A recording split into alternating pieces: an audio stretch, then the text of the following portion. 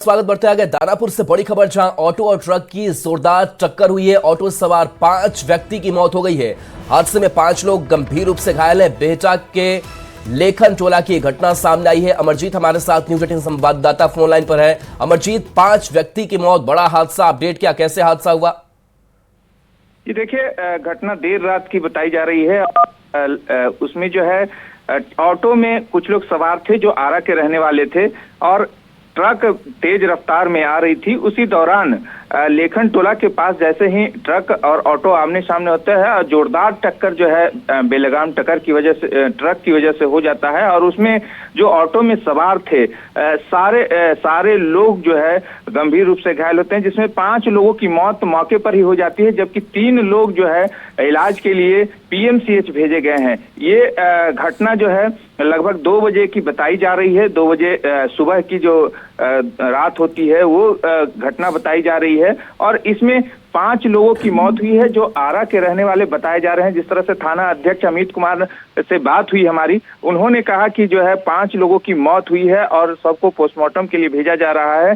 और इसमें जो है जो ऑटो है उसके परखच्चे उड़ गए हैं। जिस तरह से ऑटो पे सवार काफी लोग थे, क्योंकि जो है जिस तरह से 5 लोग घायल हुए हैं, तीन लोग घायल हुए हैं, 5 लोगों की मौत हुई है, तो उसमें 8 लोग सवार थे। उसके बाद जो है ड्राइवर भी था। तो इसमें जो ट्रक है सामने से जोरदार टक्कर मार दिया है और उसी से ये गंभीर घटना हुई है जिसमें 5 लोगों की मौत हुई है। जी चलिए, शुक्रिया अमरजीत इस अपडेट के लिए आपका। बड़ी खबर आपको मधेपुरा से बताते हैं, जहां कपड़े की एक दुकान में भीषण आग लग गई, जिसमें लाखों का नुकसान हुआ है। घटना शहर के सार्वजनिक श्री बड़ी दुर्गा स्थान के पास की है। दुकान बंद करने के बाद बगल में ही दुकानदार खाना खा रहा था, तभी दुकान में आग लगने की खबर मिली, जिसके बाद आग बुझाने की कोशिश की गई, लेकिन आग तेजी से फैलती चली गई। जब तक आग पर काबू पाया गया तब तक पूरी दुकान जलकर खाक हो चुकी थी। इस घटना में करीब 5 लाख का सामान जलकर राख हो गया है। बताया जा रहा है कि शॉर्ट सर्किट की वजह से आग लगी थी। अभी हम लोग नारा निर्माण में थे, देख रहे थे, आवाज आया, हल्ला हुआ कि आग लगी है। तो आए तो देखे बॉम्बे सेल में आग लगा हुआ, तो हल्ला किए, सभी आदमी अगल बगल के जमा हो गया, तो आपको काबू पाया गया। वही खाने के लिए बैठे हैं, इन्हें आया तो हल्ला हुआ कि आपके दुकान में आग लगा। आग लगने का क्या कारण है, किससे आग लगा है? तो शॉर्ट सर्किट लगा, शॉर्ट सर्किट लगा बोर्ड। कितना का अनुमान नुकसान हुआ होगा? 4-5 लाख से ऊपर का।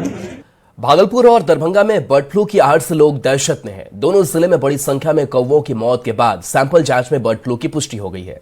मरे कौवों को पूरी सेफ्टी के साथ गड्ढे में दफन किया जा रहा है। बर्ड फ्लू अन्य पक्षियों में नहीं फैले, इसके लिए पशुपालन विभाग हाई अलर्ट पर है। ये रिपोर्ट आपको दिखाते हैं।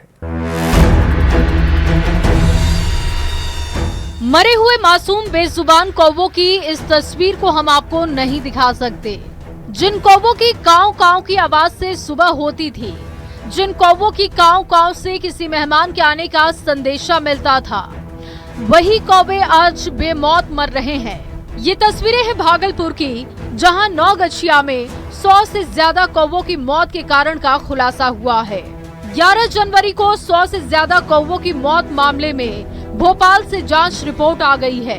कौवों की मौत का कारण बर्ड फ्लू बताया जा रहा है। 9 से 11 जनवरी के बीच लगातार कौवे मर रहे थे। कौवे छटपटा कर जान दे रहे थे, जिसके बाद इलाके में सनसनी मच गई। रिपोर्ट सामने आते ही जिला प्रशासन और पशुपालन विभाग अलर्ट मोड पर आ गया। कौवों की मौत वाली जगह को सैनिटाइज कराया जा रहा है। साथ ही 10 किलोमीटर के दायरे में बने पोल्ट्री फार्म से मुर्गों के ब्लड सैंपल लेकर जांच की जा रही है। मृत कौवों को पूरी सेफ्टी के साथ गड्ढे में दफन किया जा रहा है। ने भी अपने स्तर से जांच कराई है, तो एहतियातन जो भी कदम उठाए जा रहे हैं वो हम लोग सभी अपने जिला पशुपालन कार्यालय से और नगर परिषद और जितनी भी अलग अलग हमारी बॉडीज हैं उसके थ्रू हम लोग उठा रहे हैं। इसमें पहला तो है कि उस पूरे एरिया को हम लोग क्लीन करेंगे और डिस्पोजल करेंगे जो बॉडीज हैं डेड बर्ड्स की, और उसके बाद डिसइंफेक्टेंट हम लोगों ने पहले भी स्प्रे करवाया है, अभी भी करवा रहे हैं हम लोग, और अभी सर्विलांस करवा रहे हैं कि जितना भी वहाँ पोल्ट्री फार्म वगैरह चल रहा है या बर्ड्स को पालने वाली जितनी भी जगहें हैं वहाँ पर हम लोग सैंपल कलेक्ट करेंगे उनका। बर्ड फ्लू के पुष्टि के पश्चात अभी हम लोग एक RRT का टीम गठित किए हैं। वो टीम जाके सारा जो भी अगर कोई बर्ड मृत पाया गया होगा अभी प्रेजेंट में, तो उसको भी गड्ढे करके उसका जो हमारा जो इसका एक्शन प्लान है उस हिसाब से हम लोग उसको डिस्पोजल करेंगे। अब दरभंगा की इन तस्वीरों को देखिए, जहां वार्ड नंबर 31 में हजारों कौवे छटपटा कर मौत के मुंह में समा रहे हैं। किसी को पता नहीं लग पा रहा कि आखिर इन कौवों की जान क्यों जा रही है। लगातार कौवों की मौत के बाद प्रशासन में हड़कंप की स्थिति है।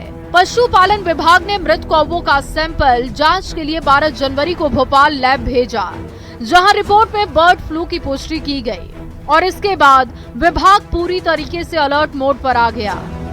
कौवों को जेसीबी की मदद से गड्ढा खोदकर वैज्ञानिक तरीकों से दफनाया जा रहा है। भागलपुर और दरभंगा में कौवों की मौत ने सबको हैरान कर दिया था। हालांकि कौवों की मौत की गुत्थी सुलझ गई है। कौवों की मौत बर्ड फ्लू की वजह से हुई। कौवों की मौत के बाद दरभंगा और भागलपुर में दहशत का माहौल है। पशुपालन विभाग अब हाई अलर्ट मोड में है। न्यूज़ 18 के लिए दरभंगा से विपिन कुमार, भागलपुर से आशीष रंजन की रिपोर्ट। तो कौवों में बर्ड फ्लू की पुष्टि के बाद कटिहार में सैकड़ों कौवों के शव मिले हैं, जिससे इलाके में सनसनी मची है। कुर्सेला प्रखंड के मुरादपुर पंचायत उप स्वास्थ्य केंद्र के पीछे बांसबाड़ी में सैकड़ों कौवों के शव बरामद हुए। पशु चिकित्सा विभाग की टीम जांच में जुटी है। टीम के प्रतिनिधित्व कर रहे पशु चिकित्सा पदाधिकारी डॉक्टर मुकेश कुमार ने बताया कि मृत कौवों को जांच के लिए भेजा गया है। देख पा रहे हैं तो इसको बिना पोस्टमार्टम किए तो ऐसे अंदाजा लगाना मुश्किल है, लेकिन हम फिर भी इसका पोस्टमार्टम करने के बाद मतलब सटीक रूप से पता चल पाएगा। अभी ऐसा लग रहा है कि हो सकता है कोई वायरल बीमारी का कौवा में मतलब कुछ चला हो, जिसकी वजह से अचानक से कौवे की डेथ हो रही है। तो ये सटीक रूप से तभी कहा जाएगा जब इसका PM रिपोर्ट वगैरह कुछ होगा। तो अंदर का सारा पार्ट्स देखना पड़ेगा, बॉडी पार्ट्स, उससे पता लगेगा कि क्या है नहीं। मुख्यमंत्री हेमंत सोरेन के नेतृत्व में झारखंड सरकार के उच्च स्तरीय प्रतिनिधिमंडल की दावोस और यूनाइटेड किंगडम यात्रा के सकारात्मक परिणाम सामने आने लगे हैं। राज्य के औद्योगिक विकास को नई गति मिल रही है। इसी क्रम में प्रतिष्ठित जिंदल समूह की ओर से झारखंड में स्टील, परमाणु ऊर्जा और सौर ऊर्जा क्षेत्र में 70,000 करोड़ से अधिक के चरणबद्ध निवेश का प्रस्ताव पेश किया गया है। यूनाइटेड किंगडम में आयोजित बैठकों के दौरान निवेश से संबंधित लेटर ऑफ इंटेंट झारखंड सरकार के वरिष्ठ अधिकारियों को औपचारिक रूप से सौंपा गया है। इसके जरिए 60,000 से अधिक रोजगार के अवसर पैदा होंगे। देखिए रांची से बड़ी खबर, जहां ऊर्जा औद्योगिक केंद्र झारखंड बनेगा और जो इन्वेस्टर्स है वो भी अब इंटरेस्ट अपना दिखा रहे हैं निवेश के लिए। सीएम के नेतृत्व में नए युग की शुरुआत इसे माना जा रहा है, क्योंकि जो मीटिंग हुई और इसके बाद से अब औद्योगिक क्रांति के युग का शुभारंभ इसे कहा जा रहा है। जिंदल समूह से निवेश का प्रस्ताव मिला है।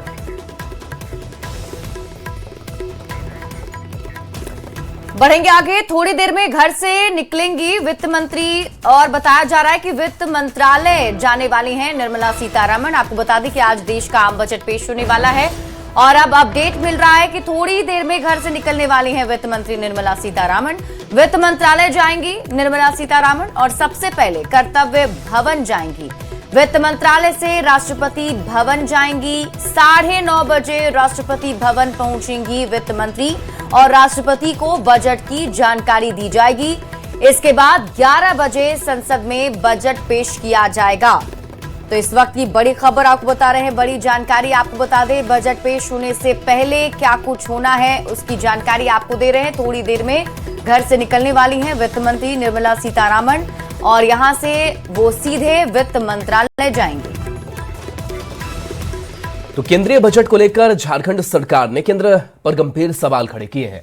राज्य के वित्त मंत्री राधाकृष्ण किशोर ने बजट को झारखंड विरोधी करार दिया है। उन्होंने कहा कि मनरेगा योजना में खर्च के बंटवारे को बदलकर 60% केंद्र और 40% राज्य करने से झारखंड जैसे राज्यों पर आर्थिक बोझ बढ़ेगा। सरकार चाहती है कि झारखंड ऐसे राज्य जो उसको और कमजोर करें और त्राहिमाम पैदा कर दें इस राज्य में। तो देखिए, केंद्र सरकार की तरफ से आम बजट पेश होने वाला है। आम बजट से झारखंड को भी कई सारी उम्मीदें हैं। झारखंड को खास बजट के साथ साथ बकाया पैसे की उम्मीद भी है। झारखंड कांग्रेस ने कहा है कि युवा राज्य झारखंड के पास बहुत पैसे नहीं है, ऐसे में केंद्र का सहयोग बहुत जरूरी है। उन्होंने उम्मीद जताई कि राज्य के बकाये पैसे मिल जाएं तो जिस तरह से बिहार में महिलाओं को 10,000 रुपए दिए जा रहे हैं, उसी तरीके से झारखंड में भी सहायता दी जा सकती है। मांग है केंद्रीय बजट में कि झारखंड में तमाम संसाधन है, झारखंड मैन्युफैक्चरिंग का हब हो सकता है। तो अगर केंद्र सरकार सहयोग करेगी तो स्वाभाविक तौर पे झारखंड मैन्युफैक्चरिंग का हब बनेगा। और केंद्र सरकार लगातार शौचालापन का व्यवहार कर रही है झारखंड के साथ, तो हमें इस बार जरूर यह उम्मीद है कि इस बार केंद्र की सरकार शौचालापन का व्यवहार नहीं करेगी। जो हमारा अंशदान है उस अंशदान में कटौती नहीं करेगी और झारखंड को भी अपने उत्तर प्रदेश हरियाणा के जैसा समझेगी। जमशेदपुर पश्चिम के विधायक सरयू राय ने ऊर्जा विभाग में बड़े घोटाले का आरोप लगाया है। उन्होंने सोशल मीडिया पोस्ट करते हुए झारखंड के मुख्यमंत्री से इस मामले की जांच करवाने की मांग की है।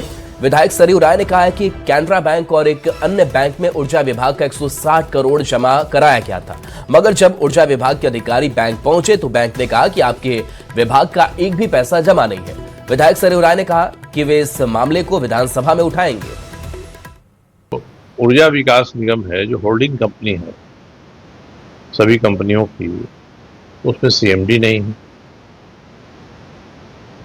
वितरण में एमडी नहीं है। तो इस तरह से भगवान भरोसे चल रहा है। बहुत दिन तक वेतन नहीं मिला तो इधर कोई लोग 10 दिन पहले एक व्यवस्था कोई किए हैं कि लोगों को वेतन मिल जाए। तो इस तरह से अगर ऊर्जा विभाग चलेगा तो ऐसा ही काम होगा, जिसके अनुसार आपका एफडी कोई तोड़वा लेगा तो सही आदमी ने तोड़वाया ही, गलत से तोड़वाया है, मगर बैंक में जहाँ एफडी किए थे वहाँ एफडी नहीं। और इस बीच मुजफ्फरपुर से आपको इस वक्त की बड़ी खबर बताते हैं। लापता युवक गंभीर हालत में मिला है। इलाज के दौरान अस्पताल में मौत हो गई। परिजनों ने हत्या का आरोप लगाया है। पीट कर हत्या का आरोप लगाया गया।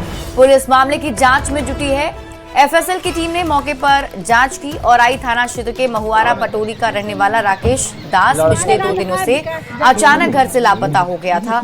हालांकि इस दौरान परिजनों द्वारा काफी खोजबीन की गई, लेकिन कुछ पता नहीं चल सका। इस बीच युवक के भाई मुकेश दास को सूचना मिली कि बागमती नदी किनारे कुछ लोगों द्वारा एक युवक की जमकर पिटाई की गई और पिटाई के बाद उस युवक को मरा समझकर कुछ लोग फेंक कर चले गए। वहीं सूचना के बाद मृतक का भाई मुकेश दास मौके पर पहुंचा। वहां से गंभीर हालत में अपने भाई को लेकर अस्पताल में इलाज के लिए भर्ती कराया, जहां इलाज के दौरान उसके भाई की मौत हो गई। मौके से गया तो साइड हो गया तो मैं अपना भाई को कंधे पर कैसे उठा के नहीं अपलोड कर लिया। नहीं अपलोड करके अपना यहाँ पर आगे बांध पर लेकर उठा लिया, फिर जाकर हॉस्पिटल में भर्ती कर दिया। अच्छा, उठा के लाया था तो जिंदा था? हाँ जी, जिंदा था, इसलिए जल्दीबाजी में उठा के जल्दी भर्ती करवाया। मौत कहाँ हुआ है? मौत ही हॉस्पिटल में हुआ। और डेड बॉडी मिली है। ये परसों रात से ही घर से निकले थे खाना खाने के बाद 11 बजे रात में। उसके बाद से इनका पता नहीं चल रहा था जी। आज इनकी डेड बॉडी मिली है घर से करीब आधा किलोमीटर की दूरी पर, नदी के उस पार। और शरीर पर कुछ चोट के भी निशान लग रहे हैं देखने में। पोस्टमार्टम के लिए भेजा गया है डेड बॉडी को।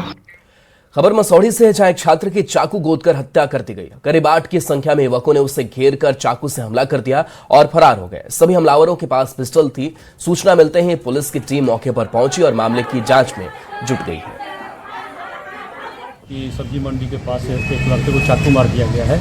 इस सूचना का सत्यापन किया गया तो पता चला कि एक रोहित कुमार नाम का लड़का जो गिरजा प्रसाद के लड़का बेटा है और मनी चक्कर रहने वाले हैं, उनको 10-12 लड़के घेर कर मारपीट किए और चाकू मारकर भाग गए। वो गंभीर अवस्था में उनको इलाज के लिए पटना भेजा गया, लेकिन बाद में सूचना आ रही है कि उनकी मृत्यु हो चुकी है। गया जी से बड़ी खबर है। फल्गु नदी से मिला अज्ञात महिला का शव। हत्या कर शव छिपाने की आशंका जताई जा रही है। डॉग स्क्वाड और एफएसएल टीम जांच में जुटी हुई है। पोस्टमार्टम के लिए शव को भेजा गया है। महिला की पहचान में पुलिस की टीम अब जुटी हुई है। तो बड़ी खबर आपको गया जी से बता रहे हैं।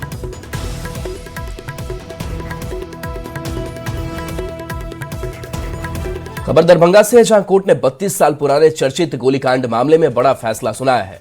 अदालत ने चर्चित अधिवक्ता अंबर इमाम हाशमी, पूर्व लोक अभियोजक कौशर इमाम हाशमी सहित 5 अभियुक्तों को आजीवन कारावास और हर एक पर 5 लाख रुपए जुर्माने की सजा सुनाई है।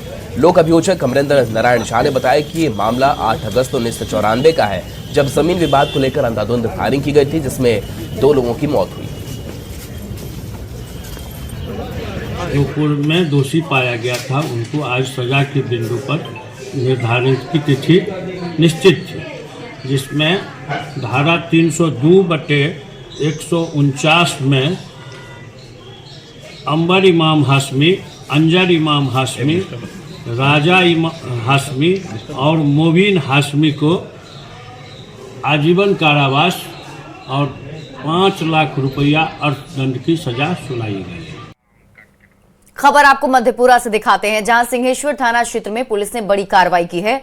पुलिस अधीक्षक मधेपुरा के निर्देश पर चलाए जा रहे अभियान के दौरान लूट में शामिल 2 अपराधियों को गिरफ्तार किया गया।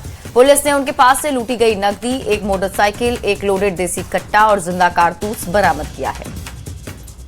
ग्राम के पास थानाध्यक्ष द्वारा अपने सहयोगियों के साथ एक अपराधकर्मी ओम प्रकाश कुमार को गिरफ्तार किया गया।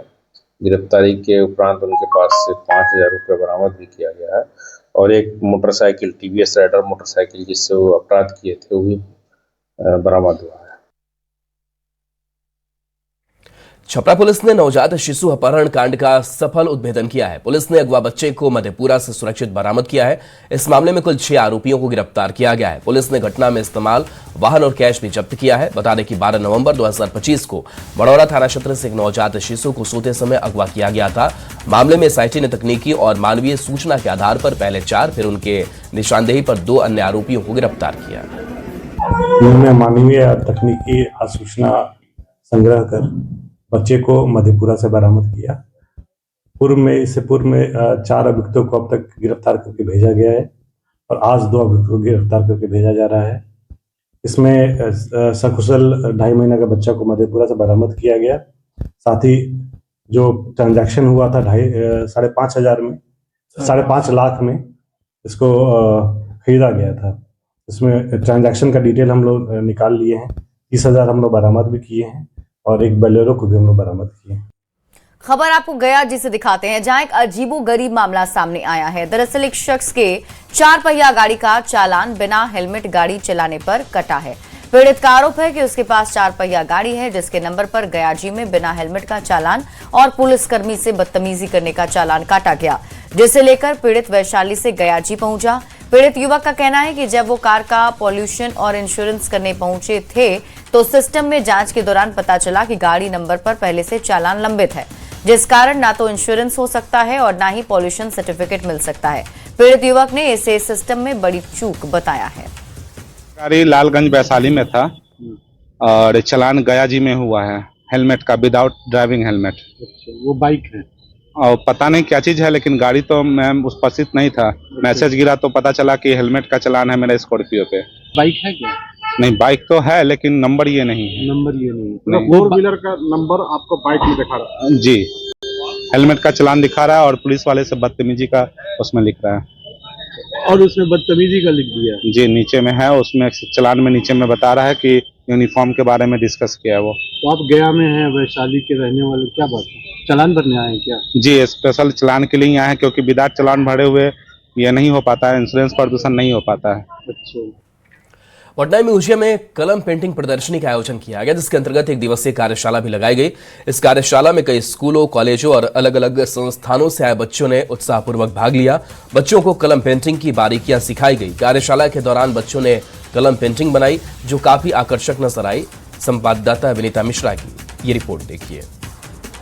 पटना म्यूजियम में कलम पेंटिंग प्रदर्शनी का आयोजन किया गया है और इस प्रदर्शनी के माध्यम से बच्चों को पेंटिंग प्रदर्शनी बताई जा रही है, समझाई जा रही है और यहाँ वर्कशॉप के जरिए अलग अलग स्कूल के बच्चे अपनी कलाओं को इस तरीके से उड़ेलते हुए नजर भी आ रहे हैं। एक से बढ़कर एक जो पेंटिंग है वो तैयार की जा रही है और यहाँ देख सकते हैं, चाहे लड़के हों, लड़कियां हों, अलग अलग कॉलेजेस के, स्कूल के, वो खूबसूरत पेंटिंग्स यहाँ बनाते हुए नजर आ रहे हैं।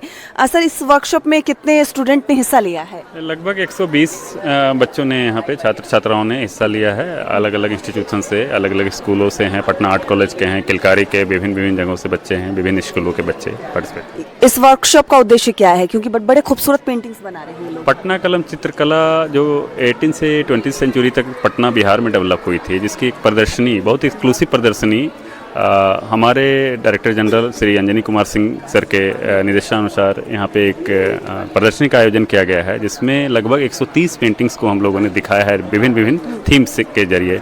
उसी को हम लोग रिवाइव करने के लिए और बच्चों के बीच, छात्र छात्राओं के बीच और आर्ट, जो बच्चे खास करके आर्ट बैकग्राउंड के हैं, जिसमें हम लोग उनके बीच पटना कलम चित्रकला की इम्पोर्टेंस, उसकी सिग्निफिकेंस, उसकी महत्ता क्या थी, उसको लेकर हम लोग ने एक 2 दिवसीय कार्यशाला का आयोजन किया है, जिसमें आप देखेंगे कि विभिन्न बच्चे अलग अलग थीम्स को, जो हमने प्रदर्शनी लगाए हैं, उसी थीम के बेसिस पे वो पेंटिंग्स कर रहे हैं। कि जो नन्हे कलाकार हैं, क्या खूबसूरती से इन पेंटिंग को उन्होंने तैयार किया है। कलम पेंटिंग में जितनी जो प्रदर्शनी लगाई गई है, उसे ही इस वर्कशॉप में दर्शाने की कोशिश की गई है और वाकई जो खूबसूरती है इन पेंटिंग्स की, वो देखते बन रही है। विनीता मिश्रा, न्यूज़ 18 पटना। और इसी के साथ इस बुलेटिन में अभी के लिए बस इतना ही। आप देखते रहिए न्यूज़ 18 बिहार झारखंड।